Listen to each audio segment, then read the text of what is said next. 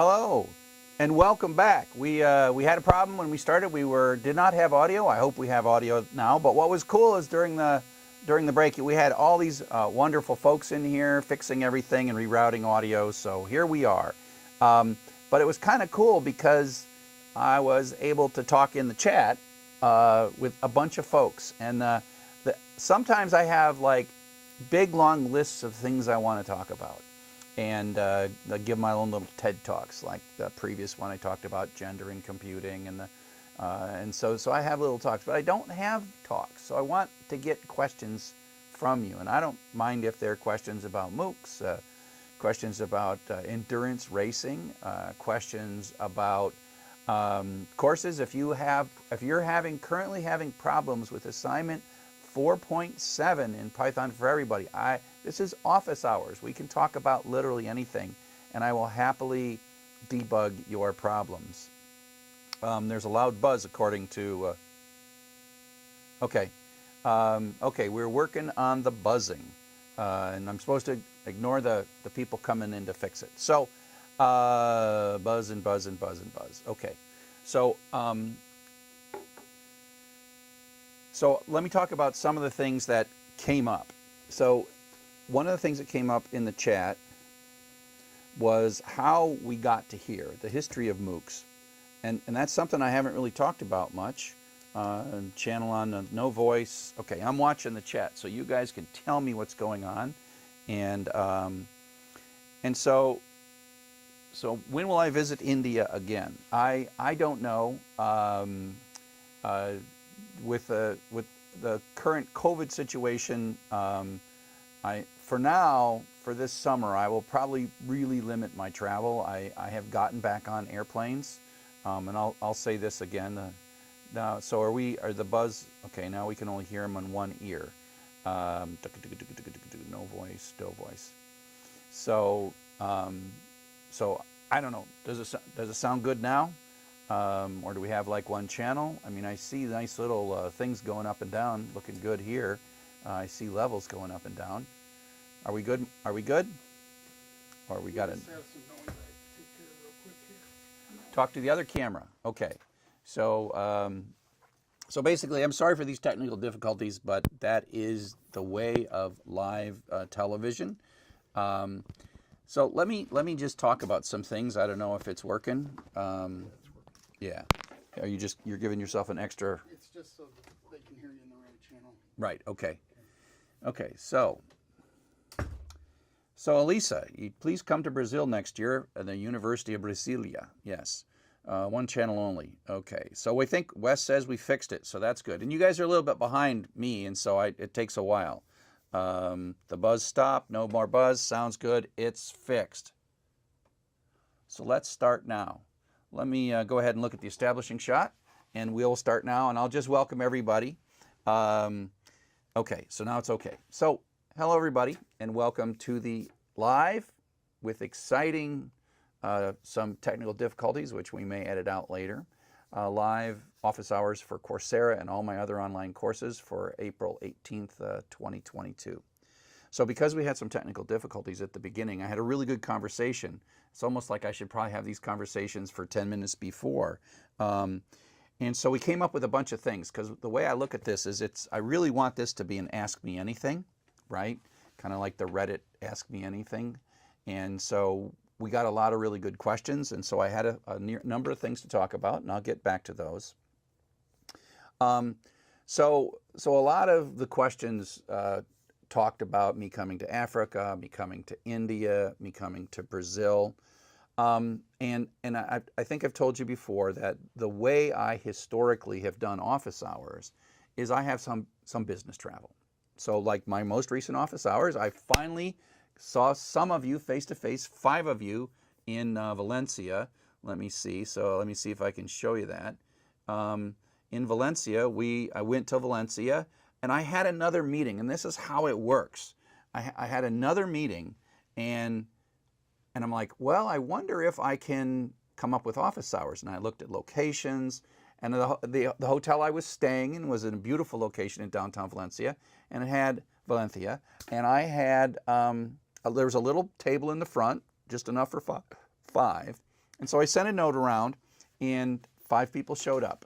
And that's, I didn't want to have 40 people show up, and so I did it a little differently. Normally I just broadcast to 600,000 people where I'm going to be, and sometimes we get 30 people, like in New York City we had like 30 people. But now I'm going to do it where I send out a form for you to sign up, and then I will, if I get too many people, I'll keep it small for COVID reasons. But so what happens is I go, I knew I was going to Valencia, and I show up, and as soon as I arrive, I'm trying to say, can I do office hours? And I always send you the email about office hours from the country I'm in. Once I've seen the place we're going to meet, I've got a plan, I go and I ask permission from the hotel to have a meeting in the lobby, and then I'm ready, right? But if I'm going to go somewhere that's just for office hours, a place like Greece or Brazil, that I'm only going for the purpose of office hours, I have to be organized before I get there, right? I'm going to have to announce it sometime in advance, and I'm going to need sort of someone locally to help me. And the ideal thing to do, I think, because then let's just say, well, let's pick Brazil because it was mentioned in the chat. The ideal way for me to visit Brazil is not to fly to Brazil for 1 hour and have an office hour and fly back. What would be fun if I was going just for the purpose of visiting students? It would be fun if I could get folks from maybe a couple of universities in Brazil, and they could be my local contacts. They could find me rooms, and maybe I could give a talk at that university about education or who knows what. And then I would come to Brazil, and then I would take maybe 2 or 3 different things in Brazil, right, and make it be a little bit longer, maybe a public talk that you could come to and listen to a talk or something. And so if I start doing that, when I feel confident, go to places that I'm not otherwise going to for business, then I'll need a contact. And it's okay. When the time comes, you know how I talk to you. I will just talk to you through Coursera. I will send you email, and I'll say, hey, I want to go to Brazil, and I need somebody from a university or 2 or 3 universities. And then those people will contact me, and then we'll set things up. And then I will have like some cool Brazil office hours. India, if I get there on business or give a talk or something, I'd love to get to India again. It's been a long time. India means a lot to me for all kinds of reasons. Just India somehow is like very connected to me, and it makes me feel good to be in India, and I like the people, and I like going there, and so I like finding reasons to find my way to India. And so that's sort of like the future of designated office hours. Now, one of the things we talked about this morning is maybe starting to create a program about traveling professor, right? And so we might be going to some of these countries and bringing film crews, and that would be fun too.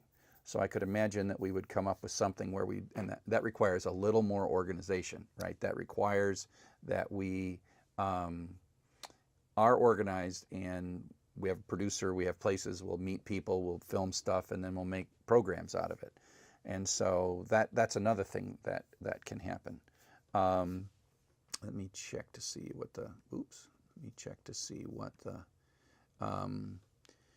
okay, so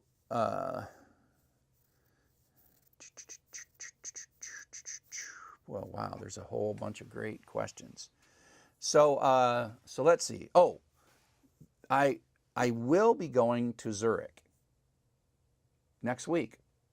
So if you're in Switzerland area, I will be going to Zurich next week. I don't even have the URLs yet. I'm going to Zurich next week because my son, who is handicapped with cerebral palsy, is on a U.S. Team that plays floor hockey, like with balls and sticks and wheelchairs. And so I'm going with my son, so I'll be in Zurich for a couple of days, and I will do what I always do, and that is I will look for a place to meet, and if I find a place to meet, then I will send you email about coming to see me in Zurich. And usually I figure it out. Zurich is kind of a weird town. If anybody, I don't even know what hotel I'm staying at. My son has all this information. I just know that I'm getting on a plane So, okay. So let's get to some of the questions here. I saw somebody mention the David Bombal interview, and that was a lot of fun. So let me show you the David Bombal interview. So David Bombal is a well-known Udemy professor, and he teaches CCNA, the Cisco Network certifications.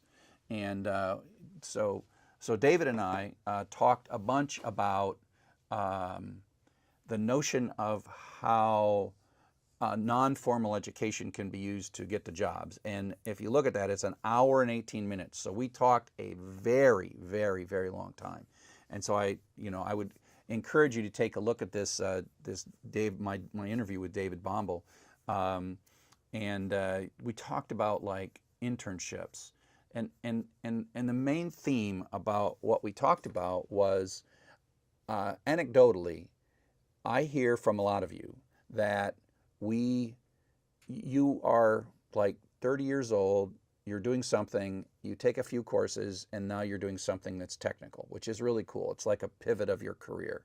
What I don't hear as much about is people who are 17 or 18 years old who can't get a formal education, but get their education through Coursera, and then find your way to a job.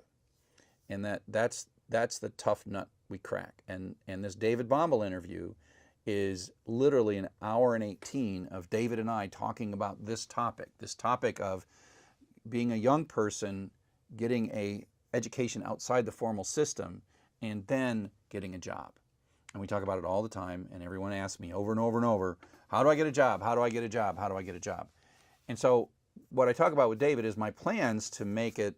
I just think that to some degree, those of us who are the innovators in the MOOC space have to pick this problem up and solve this problem. I mean, the MOOCs are solving some of the problems given that there's such a high demand for education compared to the availability of seats at formal universities and colleges.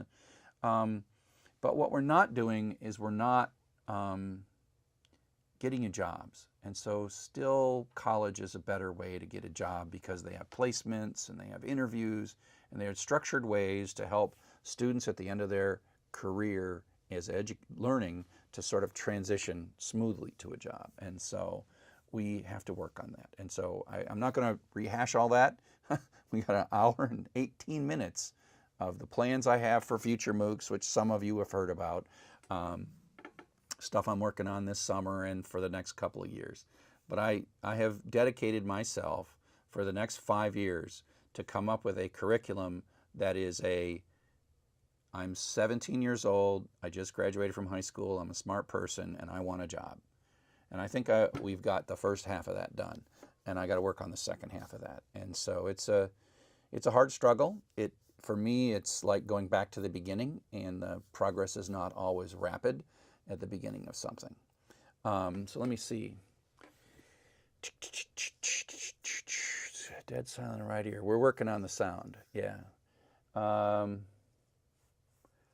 So Elisa, I can speak for Brazil. The dollar is ridiculously high now, and young students would never be able to pay for a course on Coursera. So Elisa, one of the things that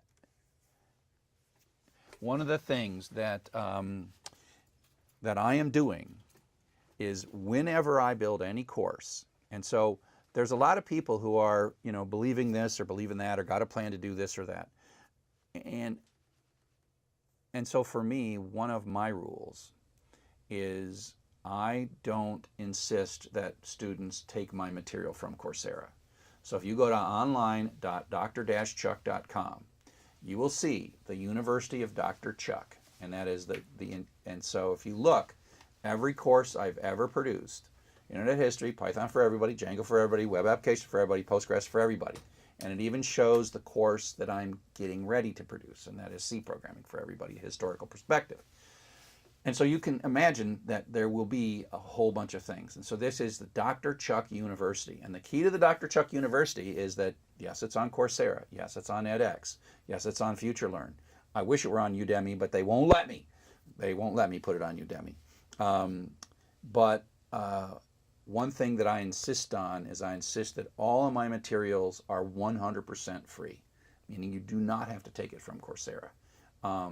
And so one of the reasons that people do take things from through Coursera, and University of Michigan students, cool, get free Coursera courses, but that doesn't help you in Brazil.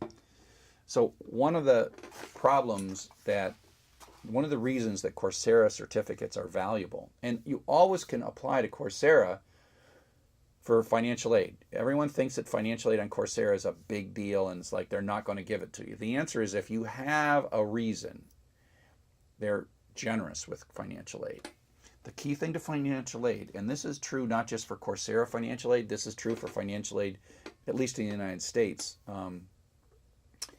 It's pretty easy to get financial aid, but if you mess up, it's hard to get it the second time. So if you take the financial aid and then you drop out of the classes and you go a month later say, I want financial aid again, they're like, wait a second, you weren't very serious the first time. So I'll just tell you, whether it's financial aid for university or financial aid for Coursera, when they give you financial aid, you need to be serious about that. You need to not just like, oh, it's free, I'll come back and get financial aid later. It was so easy. I'm just telling you, it's harder the second time. So when you get financial aid, you should respect the financial aid. You should appreciate the financial aid. You should apply yourself. You don't want to ask for the financial aid twice. But for me, I'm going to give you 100% free curriculum all the way from I don't know anything about computers up to your first job. And the last part of that is actually an internship. And my goal, and I may have to raise some funds for this, but my goal is to make it so that not only will you not have to pay a penny to take all the materials, when it comes to that internship, I want you to be paid. And I want to make this so that it works all around the world, anywhere on the planet. And I'm already working on that. And it's harder than it looks to pay people all around the world, but I'm going to figure it out. I'm going to figure it out. And one of the things that I've met a lot of people who contact me and say, your idea of getting people jobs is really cool. I'm already doing that. And so, I probably talk to 20 or so like innovative educators around the world. Faces are kind of flowing through my mind of all these folks. And they're solving the same problem, but everyone has chosen a set of people they're trying to serve, a set of the kind of jobs they're trying to give people.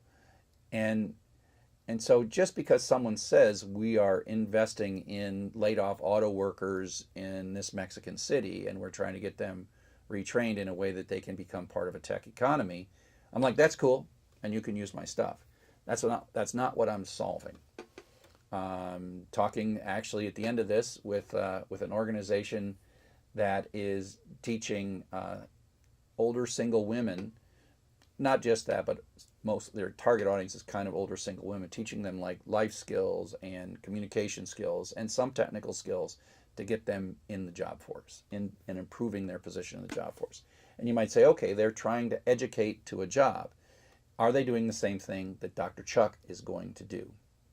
And the answer is, at some level, yes. And so people say, why don't you just promote my thing? And the answer is, I'm not going to promote your thing because I have a particular set of people that I want to approach, and I have a particular set of jobs that I want to connect people with those jobs.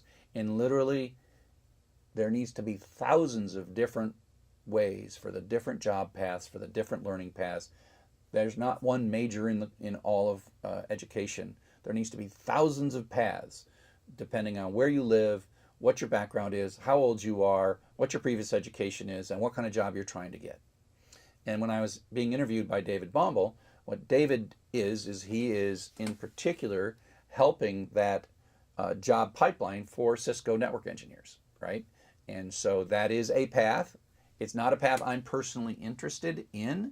The path I'm interested in is what I'll call master programmer. And master programmers are the people that I want to hire. And so the thing that got me thinking about this notion of master programmers is I have lots of people that I know that I can't hire because they don't have the skills that I need for the things that I want to pay people for. And I have lots of people who I know who are really talented, and I would hire them in a minute, but I can't afford them. And so, what is it that's missing for all the people that I've taught, millions of people I've taught? What's missing in their skill set? And so, the idea of master programmer is how I can teach you the things that make you a master programmer, and as a result, make you someone who I desire to hire. And so, that's why when someone else says, "Oh, I got this education to work thing," I'm like, "Yeah, I do too. We're not the same. Mine is, I literally want to create, on the average, about 350 people getting a job per week in programming." And the problem with master programming, and again, now I'm sort of restating the David Bombal interview. The problem with master programming is there is no education that I know of that aims at you being what I call a master programmer. And when I say master programmer, I'm talking about the terminology we use in the skilled trades, where you can be an apprentice carpenter, you can be a journeyman carpenter, and you can be a master carpenter. You can be an apprentice plumber, a journeyman plumber, and a master plumber. And so the people that I want to hire and people that I want to work with, I mean, that's the definition of the people I want to hire. I don't want people working for me. I want people smarter than me who are more productive than me. If I only had people that were not as smart as me, nothing good's going to happen from that. I'm not that good. And so I don't see anything in this world that is preparing people to be the most amazing and productive programmers on the planet. And you might say that computer science is that. And if you've taken computer science, you probably understand that computer science is not that. Computer science is teaching you the science of programming, which is necessary and valuable, but it is not what I'll call master programmer. Just because someone has a computer science degree, they're not that good to me. I can't hire someone with a computer science degree and say go to work, because they don't have the master programmer skills. They have better math skills and better theory skills and a lot of things that computer science teaches you, which is super valuable. But it's not, they didn't also teach you how to be a master programmer. A lot of computer science schools have kind of like a capstone. And I'll just say most of these capstones that I see, I'll call them wretched. Because what they are is they're 15-week exercises that the teachers are frustrated with, the students are frustrated with. You're working with groups of people that everyone is trying to get away with doing as little work as possible, and you know that at the end of 15 weeks, you're done with the capstone and you graduate. So capstones, to me, are the completely wrong way to pretend that we're teaching students at the end of a computer science career or degree that they're good at programming. And the answer is that's completely unlike. Most capstone experiences are completely unlike the real world. Just saying. So that's my long-term goal. You can watch the David Bombal interview and get wonderful interplay between me and David about Cisco networking and master programmer and all that stuff. And he wants me to come back. I'm not sure. He wants me to come back and do another interview. I got an email this morning, but I'm not sure I have anything else to say. We talked for an hour and 20, and all my like good jokes are gone and used up. I'm not sure what I would talk about in another interview. All my good stuff is used up. So okay, let's see. Here we go. So thanks, Chuck, for your great way of teaching. What is the next course that you recommend after taking Python for Everybody course, either yours or other courses? Okay, well, that's a really good question, and it depends. But I'll tell you the course that I recommend, and that's Django for Everybody. That's my next course. If you look at my online.drchuck.com, you will see that Django for Everybody is the next course, and I have them in order. And here's the thing. When you're done with Python for Everybody, you're not really all that great of a Python programmer. You really aren't. You're ready to learn. You are ready to learn more.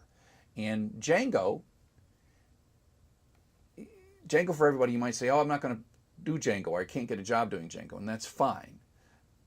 Whatever job you get, it's going to have the web, it's going to have web services, it's going to have some JavaScript in it, it's going to have some database in it, and literally Django is the easiest way for me to expose you to everything about what it is to write a real program. And in particular, object-oriented programming. So object-oriented programming is one of the worst taught and most important aspects of programming. Not a computer science, programming. And so when you take my Django for Everybody class, what I want you to walk away from way more than Django is object-oriented programming. How it works in Python, how it works in JavaScript, and how Django makes use of object-oriented programming, and how you extend classes, and then you create class variables and instance variables, and how you override functions, and what overriding a function means. So as you take Django for Everybody, don't feel like, wow, I'm going to be a Django programmer, and I will go up to LinkedIn, and I will find jobs with Django in the title. And the answer is no. You need to become stronger. Django just is good practice. And like one of the things that was this like a really aha moment was during last semester I was teaching Django on campus, and during that same time I was working on the Sakai project, building a whole bunch of object-oriented stuff in Sakai, and I was building stuff and I was teaching stuff in Django at the same time. And I'm like, the duality between what I was expressing in Java and what I was expressing in Django, it's like these are the same thing. So Java is this complex professional language, and you can make lots of money as a Java developer. And Django is kind of like this easy, approachable thing. I can't teach you object-oriented programming in Java right now because it would take me a year or two to get you to the point where you just understand Java, let alone how to apply object-oriented programming in Java. But I can teach you object-oriented programming in Django, and you use it all the time. And I can reinforce to you over and over and over, this is an object, that's a parent class, method signature, da-da-da-da-da-da-da-da. And it's approachable. And so the key to this is not so much like Cisco networking, like David Bombal does. You know that you do a thing and a thing happens, right? You get this certificate in this kind of a job, and then you upgrade your certificate and get this other job. That's not true in programming. Programming, you must sort of like build muscle memory for programming, and in particular, object-oriented programming. So I always say, go to Django after you go to Python to strengthen your Python and to understand and think of it as an object-oriented programming class. Then the next one is Web Applications for Everybody. And so Web Applications for Everybody takes off the training wheels. It just like throws you in the deep end, PHP and MySQL, and it's very raw. Now whether or not you work in PHP, it's really good for you to know how things really work. And then Postgres for Everybody is like, okay, let's forget about the application and only talk about database.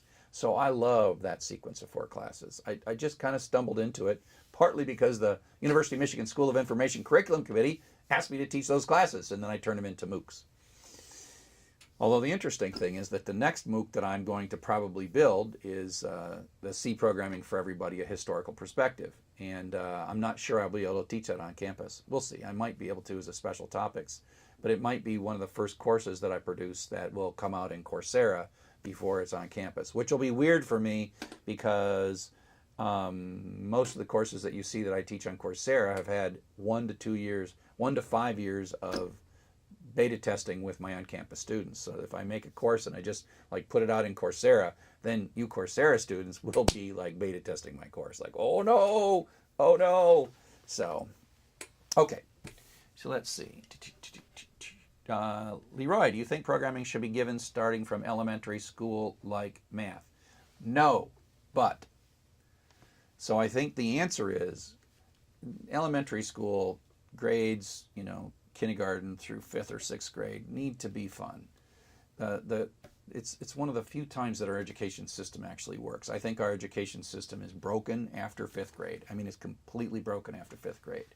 But up to 5th grade, I think it works really well. And the reason that our education system up to 5th grade works really well is the exact reason that Coursera Python for Everybody works well. And that is K through 5 has a few learning objectives, a few really clearly understood learning objectives. And they do not want you to exit 4th or 5th grade until you have basic math, like add, subtract, multiply. Basic science, like why does it rain? How do baby animals happen? And reading. Reading's the most important one. And if you know anything about teaching in K through 5 education, if you are showing, they measure your reading all the time. And if you are showing signs of falling behind reading, they do not care to talk about frogs. They'll be like, okay, you can come out of the biology lesson and you're going to go do some reading until we catch you up. Because we kind of know that education kind of knows that if you make it to 6th grade and you can't read, the rest of it's a waste of time.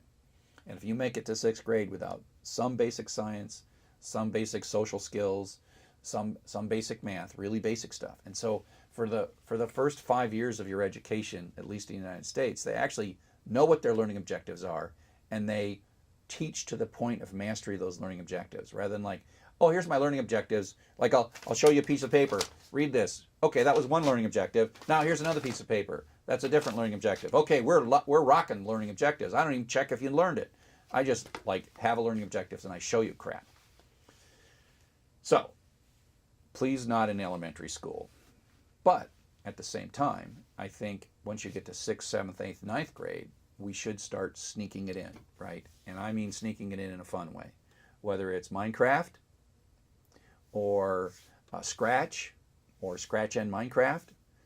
And then maybe by the time you're in 8th grade, which is 13 or 14 years old, it's really then time to start learning Python. And so I think that Python for everybody, if I could just wave a magic wand, Python for everybody would be taught to 13-year-olds, almost around the world, very slowly, and maybe twice, right? That's the key thing is to teach to confidence, not teach to race, not be in a hurry.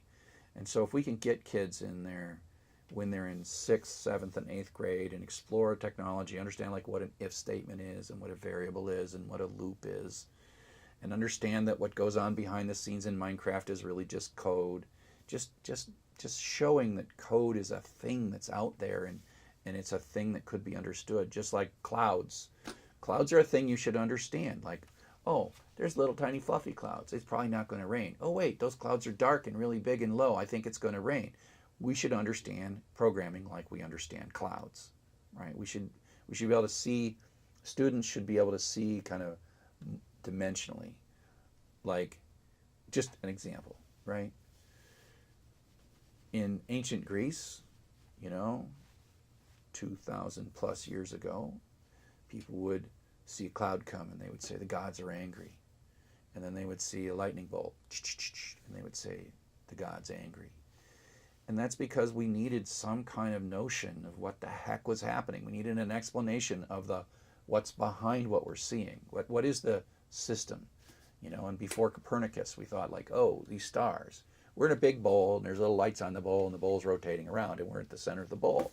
And of course, Copernicus in Poland said, actually, no. There might be a bowl. It's really just much bigger, and there's this big sun, and we're going around it, and all these other things are going around it, and the sun is one. So Copernicus figured out that there was a model to the sky, that we could look up at the stars and made a model so we could say, oh, it's predictable, right? Lunar eclipse is something we can predict because we understand that there's geometry out there and there's systems out there and there's physics out there. And so that's why we teach astronomy to 12-year-olds and 13-year-olds, because before 1500, before Copernicus, we had it wrong. And so Copernicus figures it out. So we write a little textbook that talks about the stars and the planets and all these things so that we don't have to rederive that, so that each generation can share the scientific advances of the previous generation. Like gravity, right? Isaac Newton, apple fall on the head, figures it out, and then we teach it, right? These are just the necessary things to understand the world in which we work. And increasingly today, the world in which we work is technical based. It's technology based. And so it's important, just as important for us to guess when it might have a tornado. It's as important to guess what's going on behind the scenes and what a friend list is and why Facebook is recommending something to you. Understanding that is just, and so again, back to education. And so what I would ultimately like to see, there's no way I can do this, but someday maybe, is 13-year-olds are starting to learn Python, and then you take this exact online.drchuck.com curriculum, and it's free, by the way, for high schools, and you just run through it. And then if you did this the right way, you could be at the point where 15 or 16-year-old was learning Postgres. And then they could learn C, they could learn hardware, they could learn assembly language, they could learn Java. And literally by the time they are graduating from high school, at 17 years old, they could do a 1-year-long internship that they were paid for at a software development company with an open source project, whatever. And then literally they would graduate from high school and they would be in the top 5% of all programmers, except they're 17 years old. So if I could get this to the point where younger and younger people, but it's going to take a curriculum effort. And K through 12 education in the United States of America is the most wretchedly corrupt system that I can imagine, in that they don't do anything that Pearson doesn't tell them to do. And Pearson doesn't tell them to do anything except that which can make $1 billion for Pearson. And so a little old guy like me that has a great idea and says, hey, I got a great idea and it's free, Pearson will they'll be just like a bolt of lightning that'll just vaporize me where I stand. And that's because K-12 educators are totally manipulated by the publishers. And it's all lobbyists and it's all crap. And that's why our K-12 system is such absolute garbage. I mean, the good news is that because education innovators cannot penetrate the before 16 years old, there's a lot of really good work that's being done. And so I'm doing some work with a bunch of liberal arts schools that are adopting this curriculum, this very curriculum. As a matter of fact, C programming for everybody will be taught in a few liberal arts schools this fall. It might be the first place that C programming for everybody will actually be taught for credit, i.e. not the University of Michigan. And what's cool about liberal arts schools, at least in the United States, is that they have a very high percentage of first-generation college students and a very diverse population. So they are very good at taking kids that are on the margin and giving them lots of advising support and financial support to give them a leg up, right?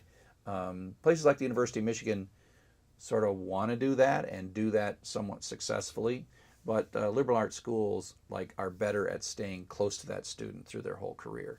They're just smaller, they're more intimate, everybody knows everybody, and so for a person who sees college as a scary, crazy thing that their parents never went to, and so they're gonna fail and drop out because they don't have a coach. Like my son Brent, he's getting ready to graduate, and his mom and I are both educated, and we're coaching him every day. I talk to him, but I've got an education, and my father got an education. My father was the first of his line to get an education, which made it easier for me, and I'm making it easier for my son.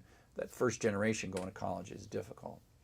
And so this curriculum I talk about starting from Python and everybody going up to master programmer, is going these liberal arts schools. They call it computer science, but it's not computer science. It is master programmer. It's a degree in the art of programming, but they won't call it that because computer science sells. And so that's one thing, right? Is I've got liberal arts schools, and if liberal arts schools can make this a success and make it a education to work and make this all work in the next few years, then maybe high schools will see that and say, you know what, we ought to steal some of that and pull it down here. But I just don't think I can innovate in high schools. I just don't think so. I know I've had a lot of people who teach one course, right? And that's cool. They teach a Python course, and I'm like, that's a good step, but it's not a whole curriculum that leads to a job after graduation. The other place I have a brother that teaches high school, and the other place in high school education that we've got to do is free and open educational resources. And so there's been a movement for OER, Open Educational Resources, for a very long time. And all my materials are open educational resources. So that means they're reusable, remixable, retainable, etc. There's 5 hours for it that basically say that you don't have to spend all of your school district's money on Pearson materials or some other commercial publisher's materials. And those are free, and there's lots of good stuff in biology and the core stuff, especially high school, but it turns out that those are hard to get adopted in high schools because of all the lobbying by the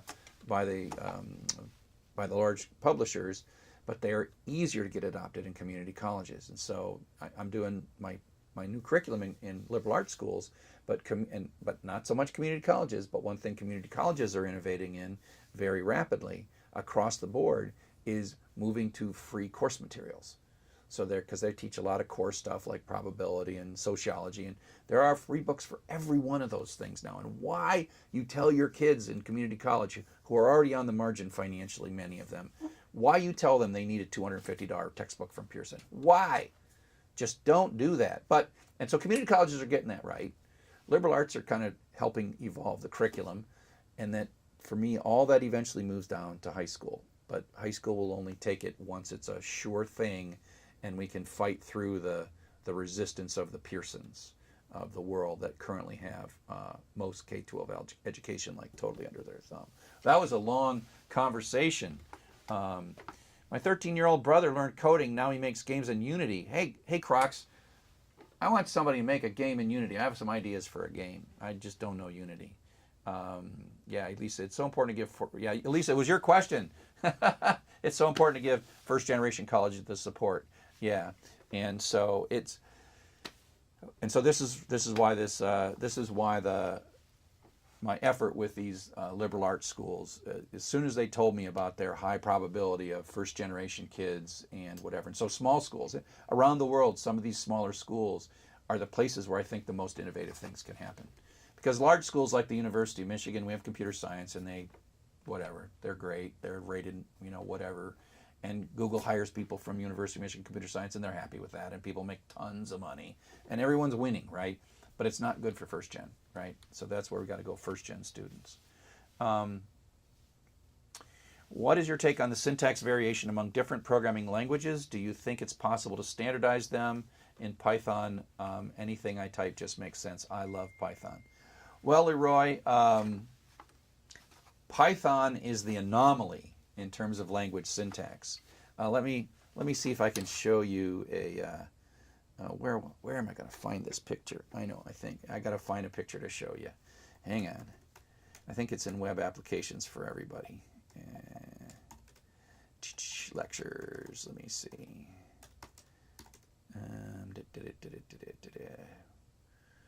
Let's try this one. Open PHP intro. Let's see if I got a slide from one of the classes. No, those aren't the slides. Not that one. Let's try overview. I need to take this particular. There we go. Okay. Okay, come on. I hope that's working. Okay, so I'll talk a little bit over this slide. So you're talking about and so we're talking about Python, right? The Python language. So if we go back and to some degree, this sort of mirrors my path to the master programmer somewhat. And so in the old days, we wrote assembly language, and then there's other languages, like really specialized languages like Fortran, and then the language C. And this, by the way, is from web applications for everybody, because I'm trying to show you how PHP works. C is the language that Linux is written in. C is the language that Python is written in. C is the language that PHP is written on. C is a portable system-level language. And what happened is in like 1991, Python thought the C language was too complex, and so Python made a real simple UI, a simple syntax with the tabs and all that stuff. But the C language has curly braces. And the key thing is that virtually every other language except sort of Python, and PHP has this, PHP has curly braces. And so C, C++, JavaScript, Java, Objective-C, and C# all derive their syntax from C. Okay? And even PHP derives its syntax from C. So on this screen, All but one language derives its syntax from C, and that language is Python. The weird one here is Python, and Python is written in C. So there we go. Okay, so Python is written in C, and so Python is the weird syntax. Every other programming language, almost every other programming language, is going to be more influenced by C with semicolons and curly braces. And so what happens is, it just turns out that Python is a great first language to learn. And if you can stay in Python your whole career, it is a very productive language. And we're very thankful. There were other things like Perl and stuff before Python that were productivity languages that weren't good programming languages. And now we have Python, which is both a productivity language, like you can do pandas, you can do Jupyter notebooks, you can do all these things. So Python is like the universal solvent for writing programs. And if many people, like machine learning, they can stay in Python. But if you're going to get out of Python, like do web stuff and front end stuff, you got to know JavaScript, right? And so then it's time. And so you'll notice when I teach you Django for Everybody in the second class, well, the second, specialization, I teach you JavaScript. And the way I teach JavaScript in Django for Everybody is I say, this is what we would do in Python, this is what we do in JavaScript. Python, JavaScript, Python, JavaScript, because it's really just a syntax transformation. I mean, there's if statements and variables and all that stuff. You put semicolons in and you do curly braces instead of indentation. And the point is that I want you to learn more than one language quickly. And like when I do Django for Everybody, I talk about like object-oriented JavaScript, which is another on my theme of object-oriented is the most important learning objective, but it's hard to teach it directly, so I have to teach it indirectly. I review object-oriented Python in Django for Everybody and teach you object-oriented JavaScript and JavaScript all in Django for Everybody because it's supposed to broaden your understanding of all programming languages. And then we do PHP. PHP is a C-based language itself. There's no Python in the web applications for everybody. But then we go back, we do JavaScript again, we do JavaScript object-oriented stuff again. We look at PHP object orientation again. So by the time you're done with my first three specializations, you've got like, if you add HTML and CSS, you've got like 5 programming languages with different kinds of syntaxes, which is important. Well, there's 6 with SQL. So I think it's wrong to sort of say that Python is the good one and everything else is the bad one, or vice versa, right? I will say that I don't like Python when the size of my code gets above a certain size. For a simple utility or a simple web thing, Python is great. But Python just starts to fall apart when the complexity of your application gets to be a certain size. If you're using a real complex library, like a machine learning library, and you're orchestrating that, your Python is still relatively small, hundreds of lines of code. Now, there might be millions of lines of code in your machine learning library, but your code to orchestrate that is hundreds, and Python is super great for that. Jupyter Notebooks, you're writing hundreds of lines of code, and Python is a great way to do that. And it means that these kinds of productivity enhancing things like pandas are available to somebody without learning another language. But if you're going to go seriously down the programming path, and by the way, my whole master programming rant is not data science. Data science is another thing, right? Machine learning is another thing, and those are not my thing. Python starts you on the path to all those things. So the master programmer, I do not expect, there are millions and millions of people that take Python for Everybody. I do not expect there will be millions and millions of people that make it all the way from Python for Everybody to master programmer in my little thing. I expect there to be a reduction as things go further down the way. Because you might choose that you want to go to machine learning. You might want to choose to go into data science. You might want to choose, and that's okay. And Python for Everybody is the right tool to get to all those things. So, okay. I think the sound is as good as it's going to get. Wow.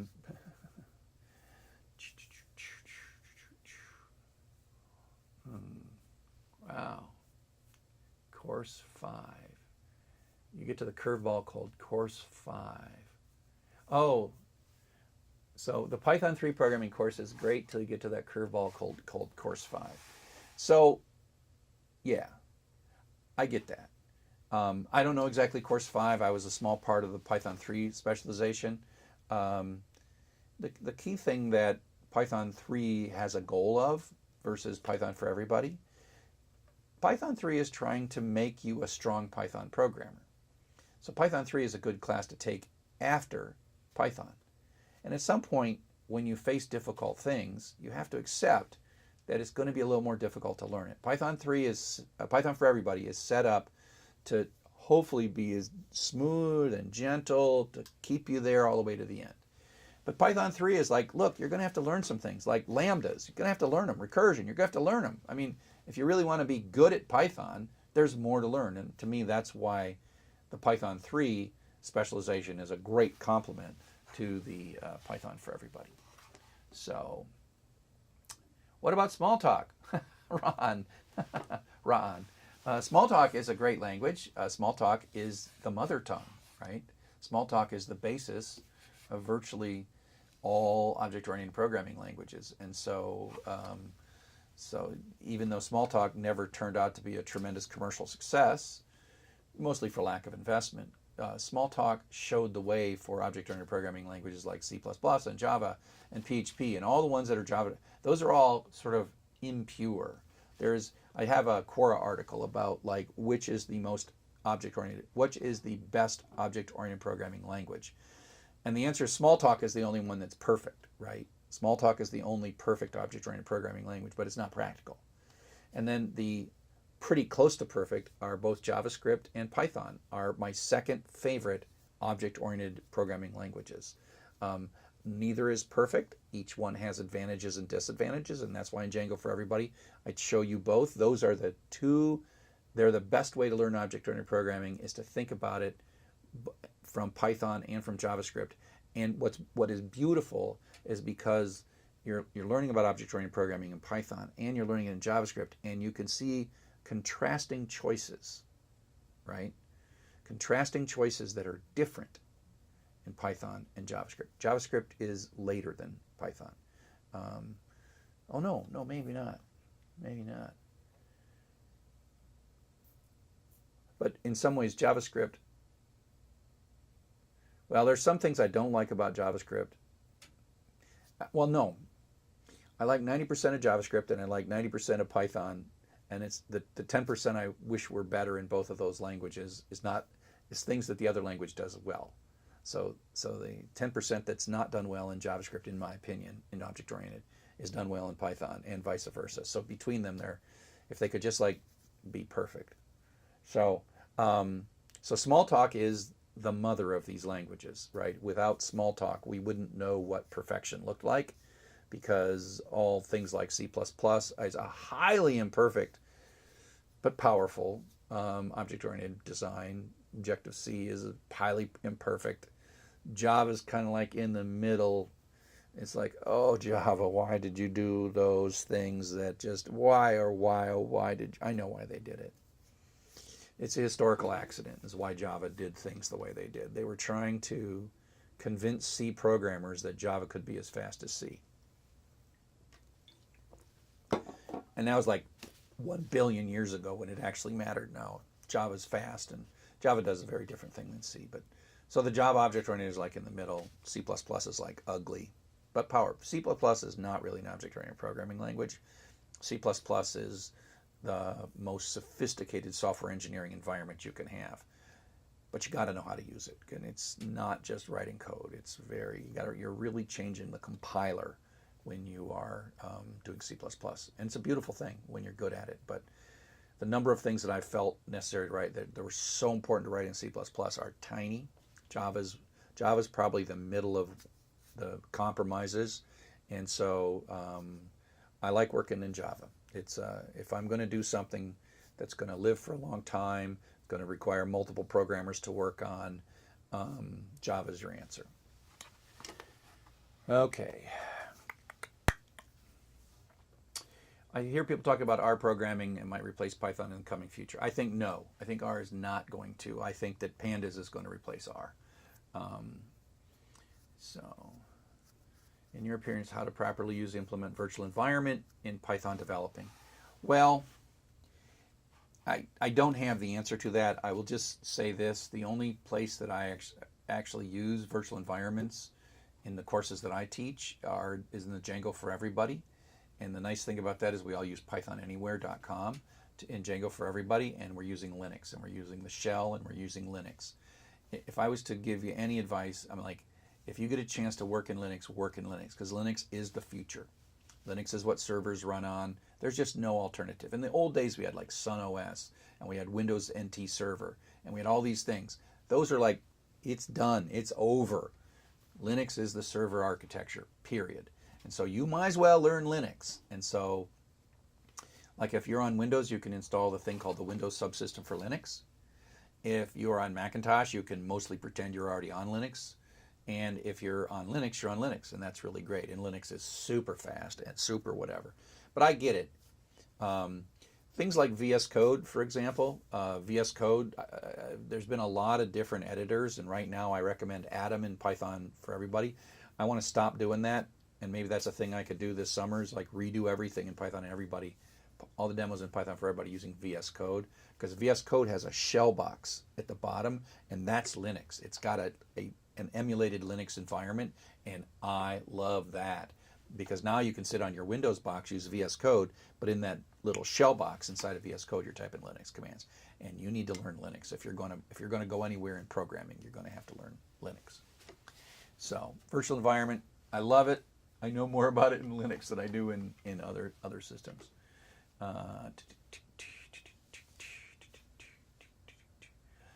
So for those interested in data science, would they take the Django for Everybody course also? Probably not. If I was going to go straight to data science, I might just go Python for Everybody and then straight to Postgres. And that'll get you closer to data science, because you might as well learn SQL early. So, okay. Is Python for Everybody specialization just a basic course or an advanced course and perfect for data science or not? Python for Everybody is intended to be the most basic course, and it is intended to be a course that prepares you for other courses. It is not prepared, it's not your terminal course in programming. It's your first course in programming, and that's its success. Because there's a lot of people who are like programming wizards that make courses on Udemy and Coursera and elsewhere. And Python for Everybody is the world's most popular programming course because everybody can learn it. There's nobody who can't learn Python if you take your time. Whereas these other courses, they just like hit you so hard. One of the things in the David Bombal interview that I talked about earlier is we talked about how we're, longtime professionals, and we take these courses and we're like amazed at how they make us do stupid quizzes even though we're professional programmers about having nothing to do with programming, and how we drop out of these MOOC courses because they're just too hard.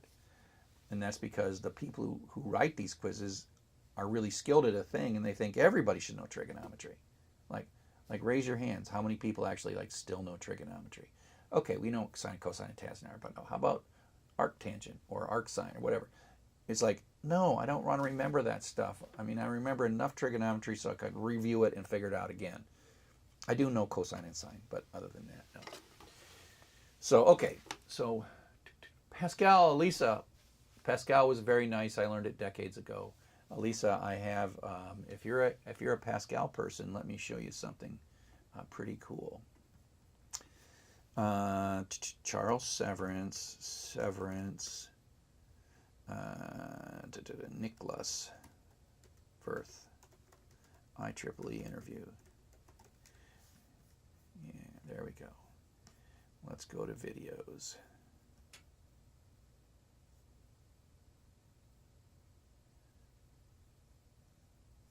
Where is it?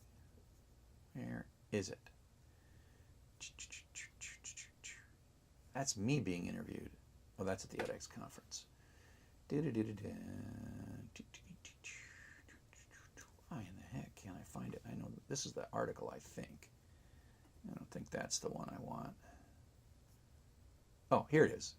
Okay, so let me put this on YouTube, and let me put the URL in the channel so you can have it. Come to the channel, Chuck. Come to the channel. Here's this.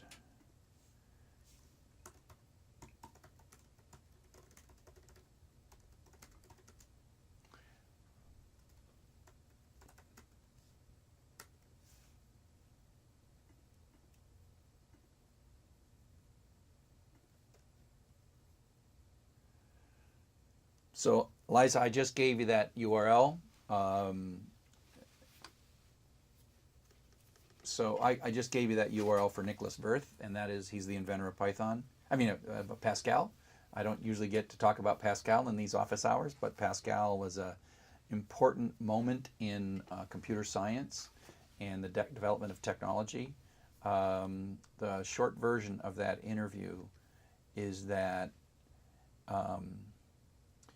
before going back and forth to United States and Europe became commonplace, a lot of things developed in sort of silos of isolation, and Dr. Wirth developed his own operating system, his own hardware, and his own compilers and his own software and his own environment. And eventually those things kind of, as Dr. Wirth became more and more famous, some of this ideas went back and forth between Northern California and Zurich, where he lived and taught.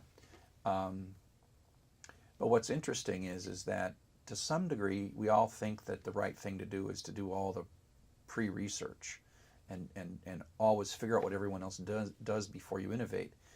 But that doesn't always get to great solutions, because if you lose imagination sometimes. If you start from first principles and solve a problem the way he did with Pascal, he started with a different set of assumptions. He was trying to teach, not trying to write the world's greatest systems level language.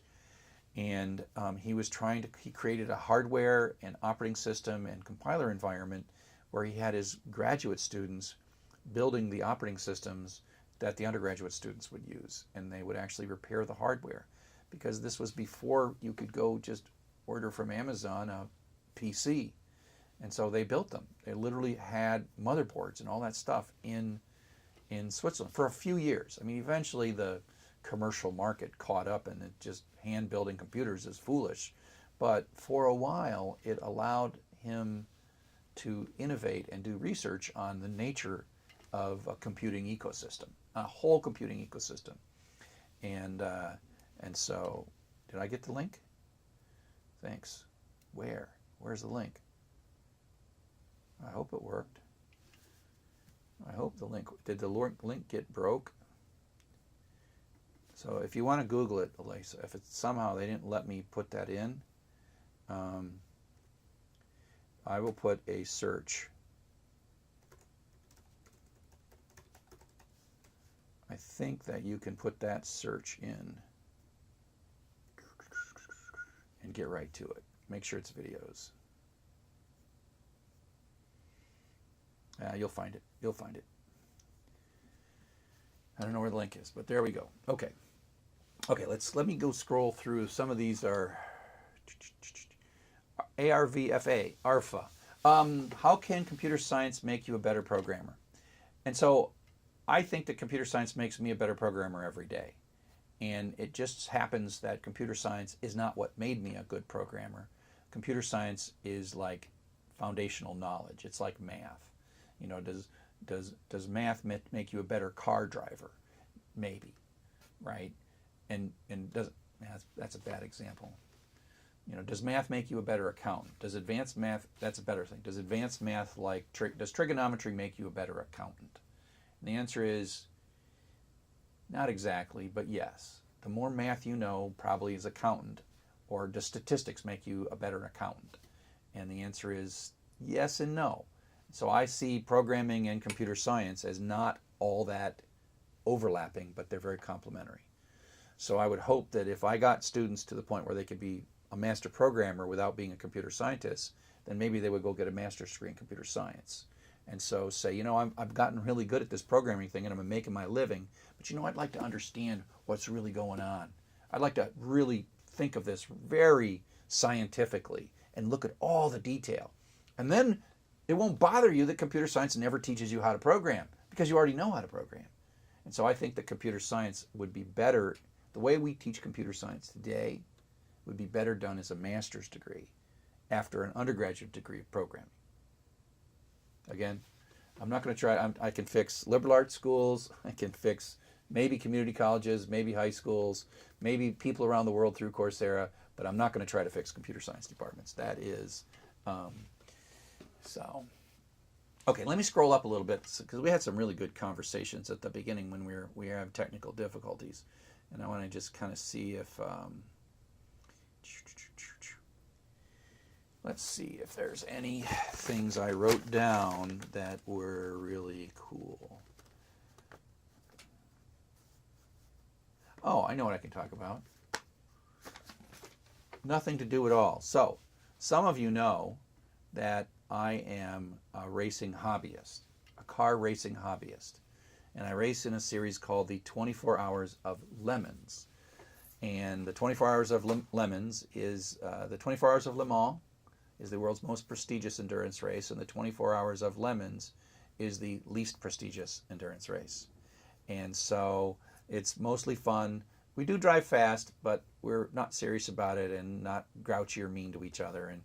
And you know, we don't,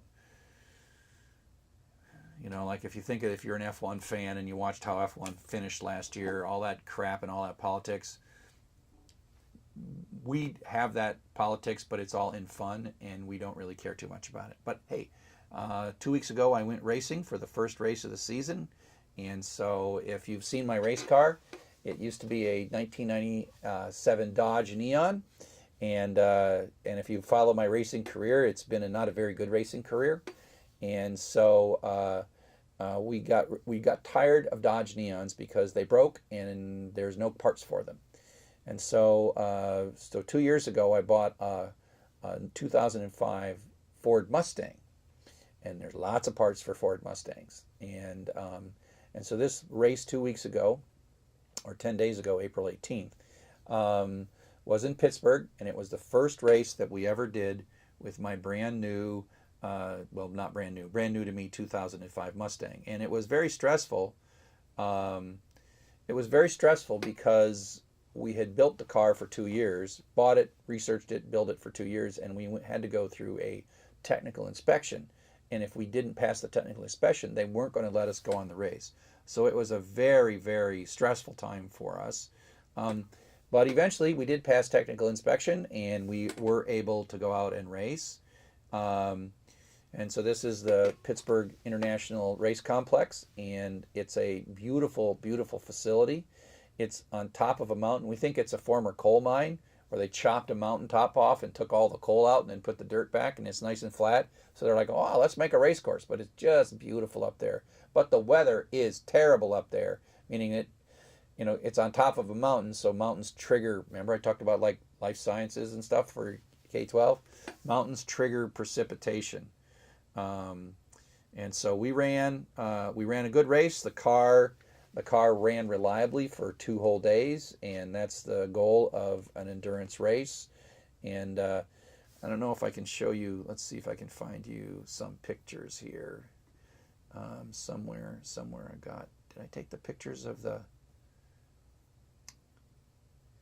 Well, I don't know if I got it here. Yeah, I don't know. If you look, you see that my race car sponsors, quote unquote, are like Coursera and Sakai and the University of Michigan School of Information and Python, and so that's my sponsor stuff. So that's a thing I wanted to show you, and so you can follow me like on Twitter to hear more about my car racing. So that was a thing I wanted to mention. It was very successful, very stressful. It was a really long week getting everything started, and I was like staying up till midnight, finishing everything, and then going through the technical inspection and getting my racing done. So, okay, enough about racing. This is about, let's see, let me go check again, see what's up here. What's up here, left channel?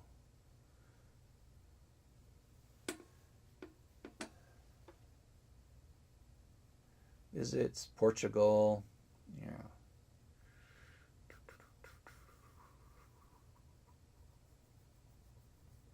So someone's asking about the timeline for the other 4 courses, like the Python for every, or the Python for, well, no, C programming for everybody, hardware for everybody, machine language for everybody, and Java for everybody. I don't think I can make a course more than 1 per year. They're just that hard to make, because I have to completely make free materials and make auto graders and all these things. And so I think it's a 5-year mission for me to build this, and I know that's a long time. But it's, I have found that I don't want to partner with people when doing this, because they have the things they want to do and they want me to do their thing, and I'm like, no, I would rather just be patient, and I'd rather do my thing, because I want a certain nearly perfect internal consistency across my entire curriculum. And so I want to build it slowly, I want to build it carefully, I want to build it 1 course at a time. I want to talk to you as I build that. And if someone else wants to build it faster, or if they got a different view than me, then they should build their own. They should just go right ahead. And so, I mean, I learned the best things take time, and the best things can't be rushed, and you can't just like buy progress. You can't. You just got to do it. It takes some time. Let's see.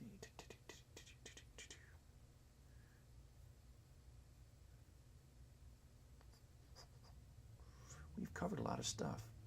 More questions. Am I going to update the PHP course? So Dara, tell me more about that. Is the problem the version of PHP? Why do you think I should update it? The course I think that probably needs the most updating at this point. Wes, I'll get that. I'm going to write that question down, Wes. Capstone. Yeah. Someone else also asked about Cohort. Yeah, I'll talk about both Capstone and Cohort. So the course that I probably will spend time in these studios updating this summer is the Python course. The biggest problem with the Python course right now is the Twitter chapter. The Twitter chapter is really kind of broken, and I like that Twitter chapter because I didn't put it in because it was Twitter. I put it in because it was an interesting way to explore data models and many-to-many data models, and so that's why I put that Twitter chapter in. And but it's really just completely broken, and it's really frustrating for you because all of my samples don't work. Right? They were barely working when I recorded them because Twitter used to have the world's most open API, and then they wanted to get rich, so they closed everything up and broke everything. So Twitter is not good anymore, so I need to redo that. The beautiful soup stuff. We're getting to the point in so that course was originally built in Python 2.6, 2.7, and then we redid it in Python 3, and we redid it right at Python like 3.0 and 3.1. And as I like Python 3.9, Python started to change a little bit. And so, in 3.0, 3.1, they didn't want to break stuff. They wanted everybody to convert to Python 3, and so they left it alone. But now I'm finding that like Beautiful Soup and stuff, there's lots of libraries that don't work in Python. Well, that the 3.0, things you did in 3.0 don't work in 3.9 and 3.10. And so, I mean, I'm getting kicked from behind to make sure that everything in Python for everybody works in the latest Python. And Beautiful Soup doesn't work. And Twitter in general, I just got to rewrite the whole chapter of that book because the Twitter chapter is just useless. I don't know how I'm going to rewrite it. I just don't know. But I got to do something. So that's this summer. PHP is moving forward. And so PHP, all these systems, they like Python 3 couldn't leave it alone, right? 3.9 starts changing and 3.10 starts changing and stuff starts breaking. PHP 8 is starting to break things too. And so, and the problem is that the world really liked PHP 7.2 and 7, and then 7.4 started breaking stuff. And then now PHP 8 didn't break stuff. And they're like, oh yeah, we won't break too much stuff. And then PHP 8.1 and 8.2 start breaking things. And so I do have to update some of my courses, mostly because the underlying software and the underlying libraries are just forcing me to do so. And it's been a while, so I probably will spend some time this summer. I haven't heard too much complaints about PHP web applications for everybody. Django for everybody. Django seems to advance their versions and not change anything. So Django went from 2 to 3.0 to 3.1 to 3.2, and I moved the course to 3.1, and then they moved to 3.2 and they said 3.1 is a non-supported version. I'm like, it's no different than 3.2. So then I had to move it to 3.2, and a few little things changed and broke and stuff. And so and now Django 4 is out, and the Django people are going to like say, Django 3 is no longer supported. And I'm like, oh, crap. So that means that I'm teaching a no longer supported thing. And literally, there's not that much change between Django 3 and Django 4. And so it frustrates me when these underlying systems, it's fine for them to evolve going forward, but then they want to force people to catch up. And so they kind of they sort of beat you with a stick any way they can if you're running a couple of a year-old or 2-year-old version. And so I got a lot of work to catch these things up, etc., etc. Wow, you could make the Twitter thing work. Yeah, you probably had to sign up a bunch of things to get yourself an API key and stuff like that. So what learning path do you suggest for a full stack developer? Well, I would say that the key thing to full stack developer is you can start one of two ways. You can kind of do the boot camp way, and you can go learn React, and you can like type stuff in React, and then when you get to the back end, you won't know what you're doing, and nothing will make sense, and you just type a lot of React, and you get really good at React syntax, or Vue for that matter. I rather teach you the foundations, and so for me, I would like, if I was going to have you learn, full stack web development, I would start with Django for everybody, and then I would do web applications for everybody, knowing full well that knowledge will not be what you use on a daily basis, but it will help you. And so it's good to know what you're doing. And the biggest problem I think with full stack web development is it's like what's solid ground and what's like squishy ground. And so if you have like an understanding of what the low level stuff, because if you look at Django for everybody and web applications for everybody, one of the goals of those courses is to teach you how to debug stuff in a browser, right? And that's a separate skill. And by the way, when you get to React time, you're going to be like inspect element, looking at the network tab. What was that? How come I got a 500 on that? Et cetera, et cetera, et cetera. And React tries to make that as easy as possible for you. But if you don't know what's going on and you just start writing React and hoping when stuff goes wrong, you don't know how to debug it. And so sometimes getting out of React or Vue and figuring out how things really work at the low level. Now, I'm not saying you need 20 semesters of PHP. What I'm saying is go through it once, see how all the stuff is assembled to make applications, and then just leave it as kind of foundation knowledge, not as the active knowledge that you need to know. My Twitter account is Dr. Chuck, DrChuck. Do I answer some of the questions later? No, I do remember. If I see something really interesting, okay. So one of the things that we did have rain in the race. It was thrilling. For a part of it, it was snowing horizontally on our endurance races. Don't stop except for tornadoes and lightning. And again, that's why you need in K-12 to learn something about weather. Okay, let's talk about capstones and cohorts. We got 30 minutes left. We've got to talk about capstones and cohorts. So let's start with cohorts. I have thought a lot about cohort-based learning. Everything that you do in Coursera is hardly cohort. You're all kind of going through alone. Maybe there's a few things in the discussions that help, but not really.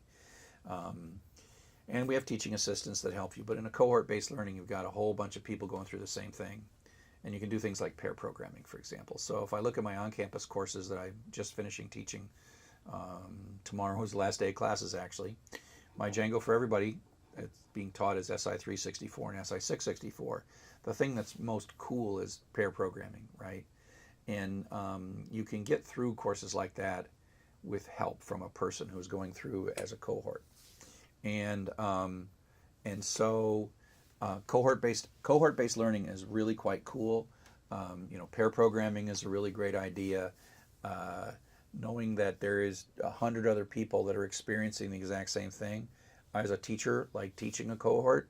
Like, for example, like I release new programming assignments for the next week on Thursdays, then I give a lecture on Fridays, and I have a couple of students who are eager and they jump on the stuff as soon as I release it and they go figure it out.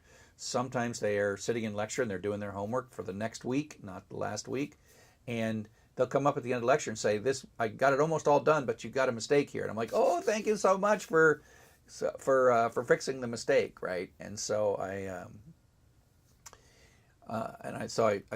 if they fix the mistake, I really appreciate it. And so that's a nice thing about a cohort, is you have some students that are a little ahead, some students are a little behind. The ahead students can help the behind students. Teaching assistants can help everybody. And the other thing with the teaching assistants is, instead of in Coursera, we have great teaching assistants in Coursera. They're super patient. I get a complaint about our teaching assistants in Coursera about once every 2 months. And that person who is really mad, that student is really mad about the teaching assistant. But that also is like, that meant that like 2,000 people worked with a teaching assistant and weren't really mad. And you can send me a note about how you thought a teaching assistant was disrespectful, and I'm not going to believe that, right? I mean, the teaching assistants have a hard job. They can't just give you the source code, because if they do, then they hurt you. They're not helping your learning. And that's true for Coursera teaching assistants. That's true for on-campus teaching assistants. If they just give you the answer, that feels good to you, but what they need to do is they need to lead you to the answer. And then what you think when they're leading you to the answer is they're just avoiding giving you the answer. And the answer is yes, they are avoiding giving you the answer, because they're not supposed to. They're supposed to say, your problem is kind of right there. It's here. The problem is in this file in the middle. And you're like, well, just tell me what it is. And the answer is, I'm paying for you. You should just give me the answer. I'm the customer. And the answer is, you are the customer, but our goal is for you to learn, not for you to just get the answer. And if you want the answer, just go get the answer. And I'll say this, there are plenty of places that you can go in my courses, and I'm sure find the answers to every single question somewhere if that's what you want. But don't complain to me if you don't know anything when you're done, right? I don't build miserably difficult assignments, and there are assignments for which you can get the answer. If all you want is the answer, you probably can Google Python for Everybody, exercise 3.2, answer. I bet you can find it. I saw people who on Stack Overflow and put my question in on Stack Overflow, and then somebody answered it, and everybody got like Stack Overflow points for cheating on my assignment. I don't care. I'm not going to stop that. I will tell you this, and there's not many listening, so you can just don't tell anybody else what I'm about to tell you. There are a number of places in my autograders that know when you're cheating and when you're taking other people's assignments. And I don't care so much about that. I'm a little different than most professors in that if you are taking my Coursera class and all you really want to do is cut and paste an answer from somebody else and you want to get through it as fast as possible, what do you hate learning? I don't get it. But if that's you, go do it. But I have things that detect that. And so I assume that if you're, I'll use the word cheating, but like in quotes. If you're cheating in my class, I assume you have a good reason for it. I don't know why. Maybe your parents said that you had to finish a Python course before they would buy you a bicycle, and you want a bicycle, so you're cheating in my course so you can give them a whatever. I don't want to second guess your motivation, because that's one thing that I think teachers are a little haughty sometimes, a little on their high horse and like, It's like, no, students live a complex life, and there's 1,000,001 drivers in everybody's lives. And so if you're taking the short way out in my course and you're getting a thing, and let's just say you cheat your way through all my things and then immediately you get a super cool job, you're going to get fired the next day. Why did you cheat? Right? Why did you go get solutions and cheat through my classes?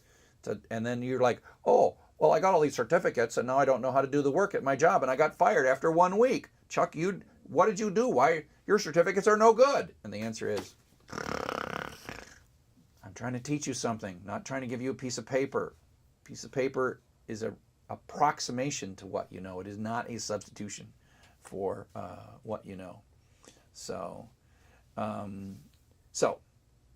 cohorts are great, but cohorts are difficult because they're costly. They're very costly to start a cohort, and so for me to spend an hour a week with a cohort in Python for Everybody would be super frustrating for me. It is really, really, really difficult for me to be like in a Zoom call with somebody working on a problem in the first half of Python for Everybody. I mean, I know those problems so well that I see your line of code and I'm like, insert a tab on line 17 right now. I just cheated you, right, out of you figuring things out, right? And so it's hard for me to slow down enough to understand where you got lost in your assignment. And that's where I'm really thankful for our teaching assistants, that they don't do what I would do. And that is, I would just give you the dang answer because I'm in a hurry. And I'm sitting there and I got an hour-long Zoom and I got 45 people. So I don't have time to help you understand where you're wrong. So this is my advice to you. If you're ever stuck on an assignment, and whenever someone emails me and they say, could I have the solution to 5.3? I'm like, no. If you want my advice, you should go back to chapter 3, throw away your answer to 5, throw your answer to 4, go to chapter 3 and redo your homework on 3 from scratch. Then do 4, then come back to 5, and I think you will find if you write 5 from scratch after having redone 3 and 4, you'll realize, well, what was so hard about 5? And it has to do with the fact that when something goes wrong, you think you watch the lectures for chapter 5, you watch me do the walkthroughs in the code for chapter 5, and then you do the homework for chapter 5, and you're like, I got it, and then you hit a thing. It goes like, whoa, I was supposed to get 40 lines and only got 1 line. And then you like type a little bit, and it gets worse. Now you got 0 lines. Oh, now I got a syntax error. And in your mind, what's going on is you're like, I must be stupid. I must not know anything. I'm a failure. I'm a terrible person. I should not even do programming. And it's like, no, that's not what you should say. Not at all. What you should say is like, I'm an awesome programmer.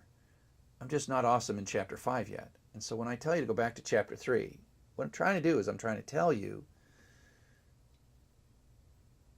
go to 3. If you're in 5, you probably are an awesome expert in what's in chapter 3. And you'd be like, ha, I got that done. I'm awesome. And then you go to chapter 4. I'm awesome. I'm so good. I have really good confidence. Type really fast. See how fast I did chapter 4? And then you go to chapter 5 and you look at it again like, and then by the time you realize, oh, wait a sec, I just did chapter 5. Oh, I'm awesome again. So the key is you were not failure. You weren't a failure. You were awesome all along. You just got frustrated. And I have said on these talks before that I get so frustrated when I'm working on something I don't understand. I get so mad and I'm like, Adrian, help me. I'm so mad. I'm going to throw something. And he goes like, okay, you just got to do this one little thing. Thank you, Adrian. And I'm like, I'm an expert again, right? So you could be a programmer for 40 years and you fall off this confidence and you just crash to the bottom so fast. And then someone says what you did wrong and you come up really fast, right? And so don't feel bad. I could give you the answer for the problems in Python for Everybody are so simple that just getting the answer harms you greatly. So Okay, so I can't really do a cohort in Python for everybody. And I can't really do a cohort even in Postgres for everybody, because the problem is that when I'm teaching a class and I'm in the cohort with the class, I got to know those assignments. I can't simultaneously know 5, 10, 12 classes in every assignment at all times, right? I know when I'm teaching Django, I know what week we're in. I know that assignment. We're doing the cats assignment. And then when people ask me questions, my brain is all warmed up and I know about the cats assignment. I literally have 1,000 different assignments that you are taking at any given moment, but they're not in my head. Doesn't mean I couldn't figure them out. And if you want to challenge me on office hours, you will see that if you say, hey, can you do week 10 from Python for Everybody? I'm like, hang on, let me figure it out. Oh, let me check the slides, right? I mean, you'll see that I don't have in my head all the knowledge that I have in these courses in there all the time. And so the key for me to be part of a cohort is that I need to be in the game. I need to be ready about whatever the cohort is. And so I can't have an infinite number of simultaneous cohorts that I just bounce back and forth between. It'd be great perhaps if Coursera would come up with something where we could have kind of a cohort. But the key to a cohort that you don't understand is you can't fall behind. The only reason a cohort works is if I force you to keep up. And that's the biggest problem I have in my on-campus classes, is that 10% of the students are tired. And again, no judgment on my part, but 10% of the students strategically fall behind. Probably because they're taking too many classes, not getting enough sleep, perhaps they're having too much fun. Nothing wrong with fun, but then the cohort has left them. And I'm asking you to learn at a really high rate of speed. So the speed at which I teach on campus compared to the speed I teach on Coursera is 2 to 3 times faster. Literally 2 to 3 times faster. But if you get lost and you're straggling behind everybody, it's not easy to catch up, because the cohort, being with the cohort, is why you move so fast. Because we have teaching assistants all on the same page, professor all on the same page, your fellow students all on the same page, you're pair programming with somebody, and we can learn so much in a week. But if you don't avail yourself of that, and next week you're a week behind, you're alone. And it was a challenging week even to do it with a cohort. And so the key to a cohort is if I was to do like an online cohort with Coursera, right? And we might do something like that. That'd be kind of fun to think about. Just mostly for fun, right? Where we have a 2-hour thing that's, you enroll for the cohort version of Python for Everybody, and then we go through and I know which week I'm talking about and I'm up to speed, and we could do like a 2-hour Zoom meeting every Monday. That'd be kind of fun. That we could do that, because then I'm in the game, right? And we're all in the same simultaneous week and we're just talking. That'd be kind of fun. And so the key to a cohort is you can't do them all. You can't do many of them simultaneous. I can't do a bunch of them simultaneously, and you can't fall behind. So once we go in a cohort, you got to commit to the schedule. You can't be like, oh, I'll fall back. And then you'd be like, hey, Chuck, talk to me about 2 weeks ago. And I'm like, I don't want to talk to you about 2 weeks ago. So that's the advantage and disadvantage of cohort. Yeah, no resetting it. Yeah, Esther's got it right. Yeah. Yeah, and so Hassan, one of the problems is Coursera payment is limited by time. Students, and that also happens for financial aid too, right? And so you got to be careful. But I'll also say resetting the deadlines is one of the magics of Coursera, right? And I go back to some of the stuff I talked about how kids learn reading from age 5 to 10. By resetting the deadlines, you get to guarantee that you know the basics. And the first 10 weeks of Python for Everybody are the basics. And you literally shouldn't rush through those. You shouldn't hurry through that, okay? And so the cohort. So let me think more about the cohort. But now let me talk about the capstone.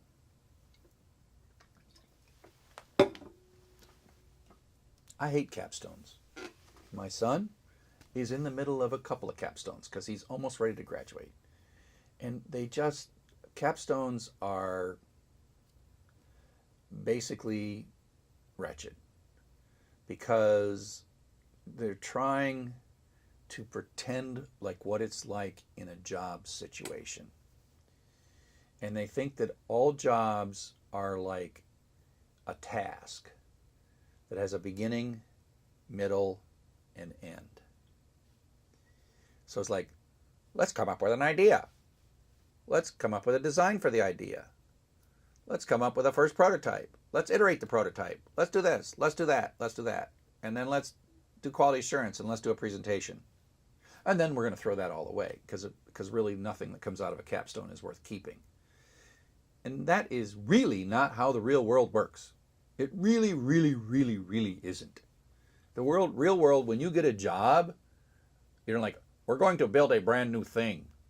Let's dream about what this thing will be. That is not how jobs work. You got a bug. Whoops. It breaks under this one really weird situation. We've made a bunch of change to our software. We got to run a full test suite. Let's run a full test suite. Got to do quality assurance. We got to design for a new thing, but people don't like it, so we got to change that design. And so you need to go do some research. You need to run some focus groups to figure that thing out. This whole notion that you're in a typical notion of what a capstone is you're starting, you have a beginning, middle, and end. So little of what you do in the real world is that.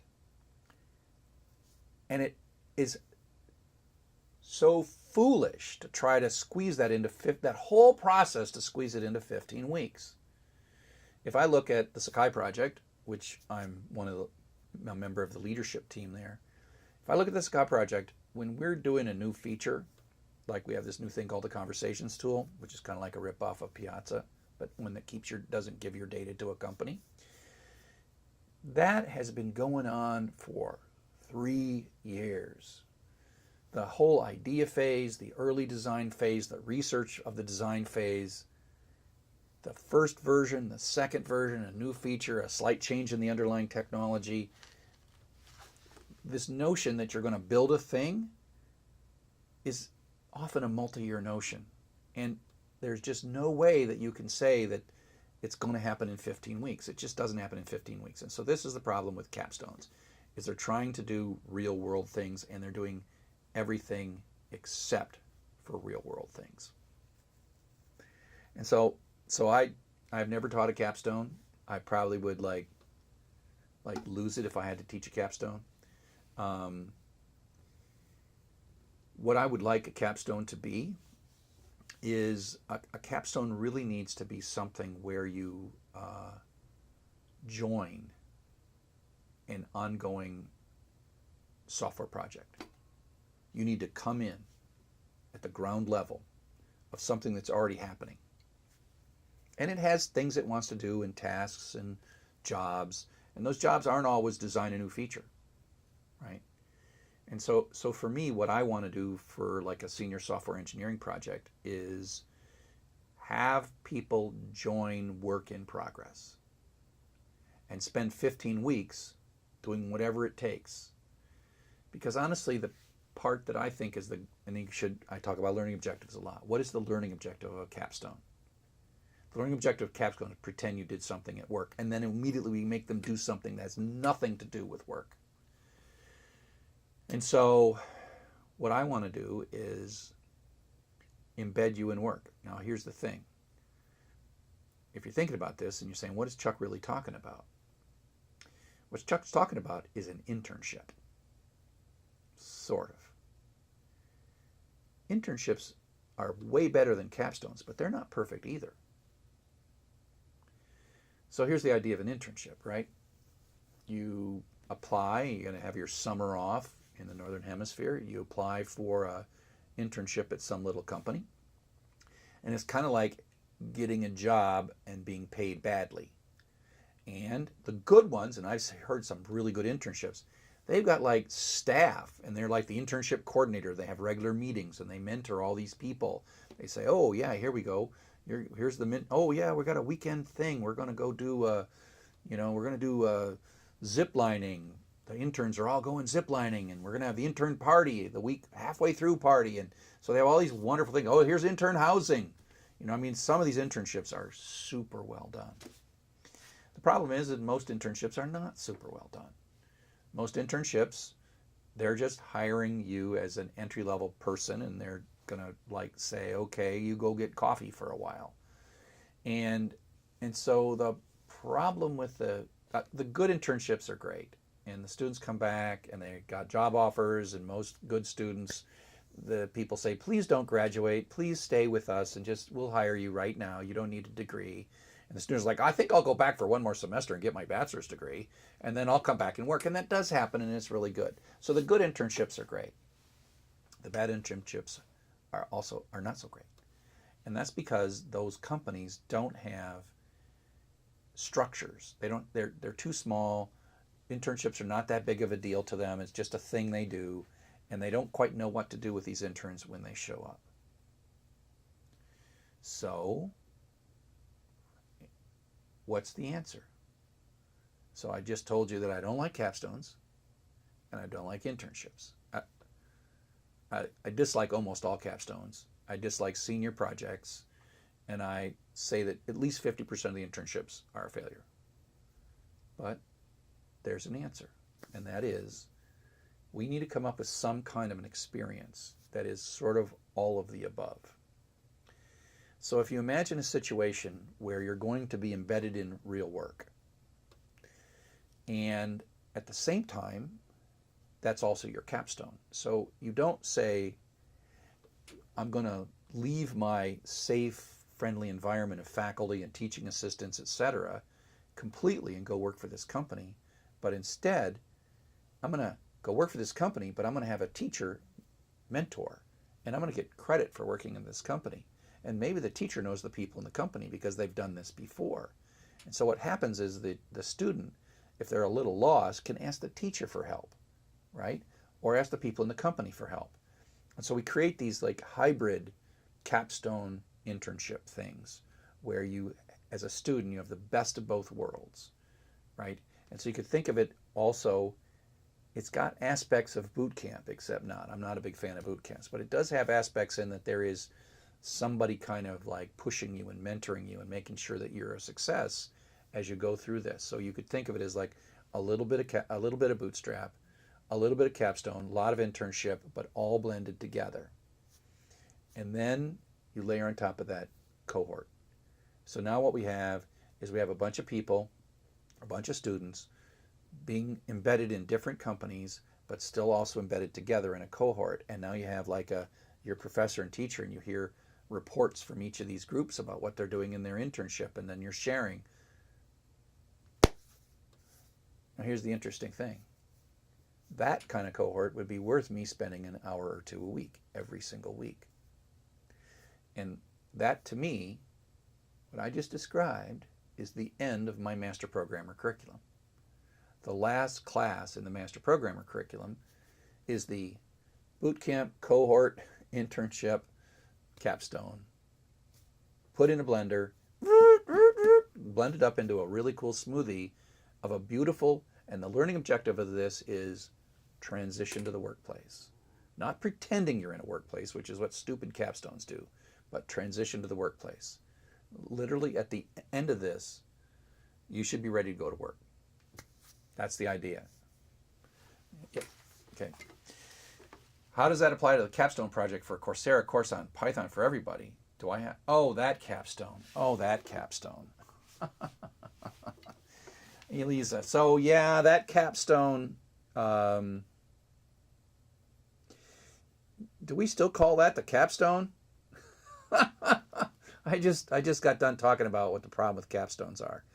So, and one of these times I'll talk. We don't have time because we only got 5 minutes left. But one of these times I will talk about the history of all this and how it all happened and how Coursera evolved and how University of Michigan evolved, how I evolved, how the School of Information evolved. But the capstone was an idea that Coursera had when they did specializations. And they like most not well-intentioned but not well-informed curriculum designers said, yeah, capstone, that's the ticket. And the idea is that a specialization would have a bunch of really advanced stuff in it, and then you would have a transition to job kind of activity that was the capstone. And the specialization was going to include that capstone. And they wanted, Coursera in the early days wanted there to be a capstone in every specialization. This only lasted for about a year. And the problem with that strategy,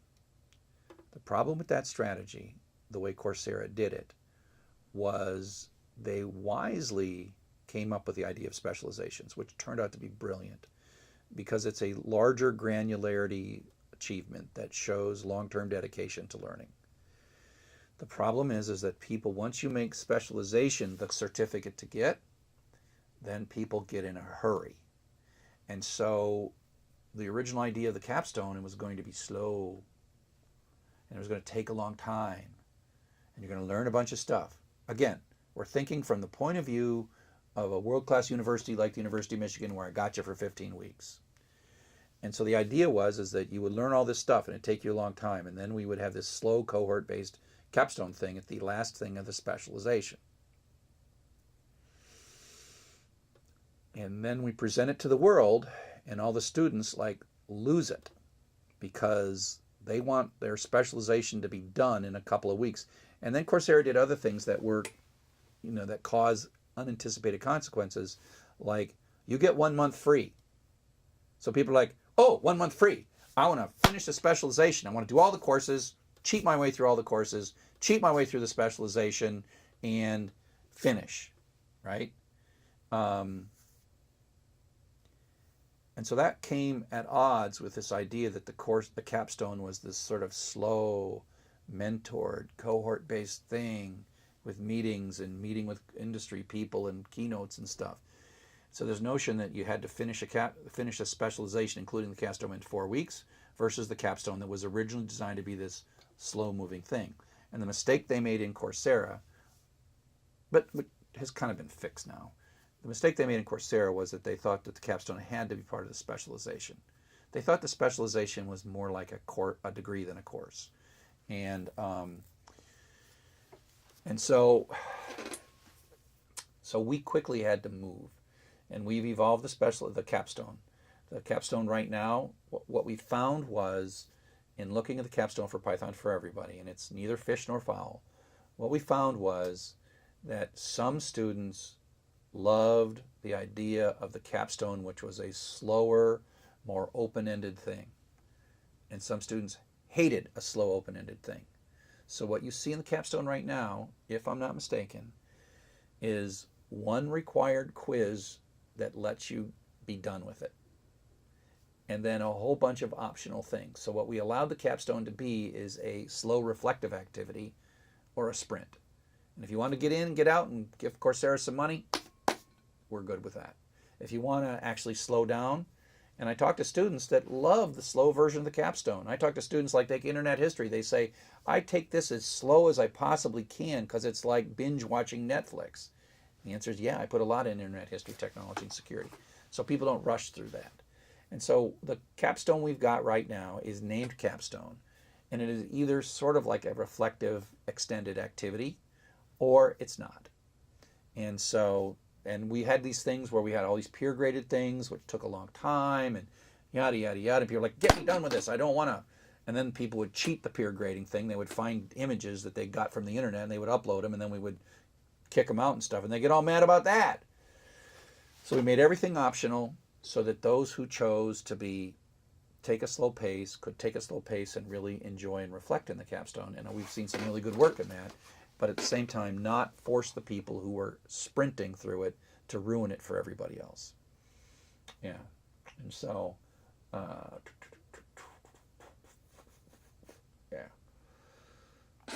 so let's see. Hi, Constantina. Always good to see you. I will be getting to Greece. You'll notice that I'm always talking about Greece and all these things. So if you're not a university student, and how can you find a mentor? So that's part of my long-term plan, and there will be, at the end, the last course will be a whole will be like a whole specialization called the Master Programmer Specialization.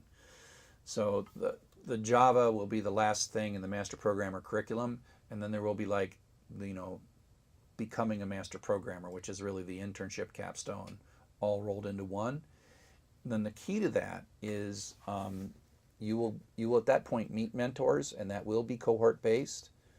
But the key to that is that you're not allowed to go straight to that. You literally have to finish every bit of the curriculum before you're allowed entry into the capstone. And this is not just one specialization, it is basically 8 specializations that you have to finish as a prerequisite to walking into the mentor program, right? But the point and the key to the mentor program is that I'm going to invest my time in that mentor program. You will see me on a weekly basis in that mentor program. I am not going to tutor people. I'm not going to spend an hour of my time teaching variables because I think you can get that from a video. But I am willing, if you know all the material that I asked you to know, and I'm going to mentor you to help me do my projects, and then I'll help you get a job. And the entry is you got to do the whole curriculum, and you have to be a master of it. And I'll have some kind of an entrance exam. But I'm not going to just say, you know what, I don't know anything, so I want to just enter the mentor program right away. That's what a boot camp is, but they charge you $10,000 to $30,000 for that. And they humor you. You may be completely incompetent during a boot camp, but they'll be nice to you and whisper sweet nothings to you because they made $30,000 and they could care less if you get a job. That's not what I want to do. I want qualified people in my boot camp is a terrible word for it, but it is kind of a boot camp. It's the thing where we're focused on getting you where you need to go, except that the boot camp has a year or two of prerequisite work. So, okay, I think we are about out of time. I think the next time I do this, I'm going to write down the history, how we got here, how this whole MOOC thing happened. I've got some PowerPoint slides from a long time ago.